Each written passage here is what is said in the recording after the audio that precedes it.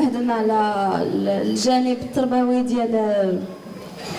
التربوي في المساله ديال الويب.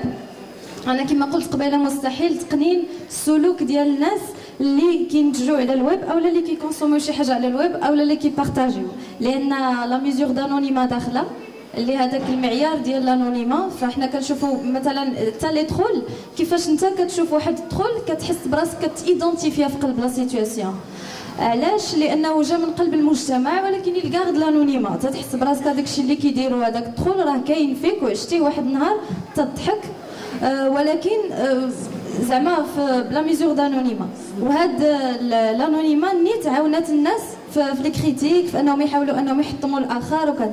الناس اللي تيديروا البوز فيهم جوج، فيهم بحال ابو جد اللي خدم واللي كيدير ان كونتوني واللي كما قال كيخلص على داك لو كونتوني باش لانفورماسيون توصل وتيكمل.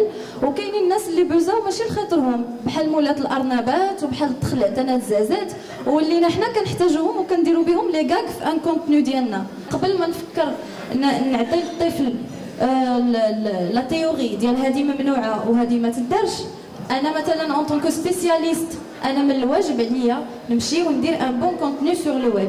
مع المده غادي تجمعنا داك لو كونتوني اللي زوين، ماشي انا ريسبونسابل تنتقل واحد الشيء وكنقول هادوك كيخربقوا وما تجيش مبادره من عندي وما نديرش. لا، خصني نتشجع وندير باش المحتوى ديال الويب المغربي يطلع. بصفه عامه خصنا شويه ديال التوعيه، والتوعيه اللي هي مساله الكل وماشي مساله غير المؤسسات اللي كتخدم في واحد الاطار قانوني، وانما مسؤوليه حتى كل فرد في حد ذاته، وبصفه خاصه الناس اللي مختصين في واحد المجال معين.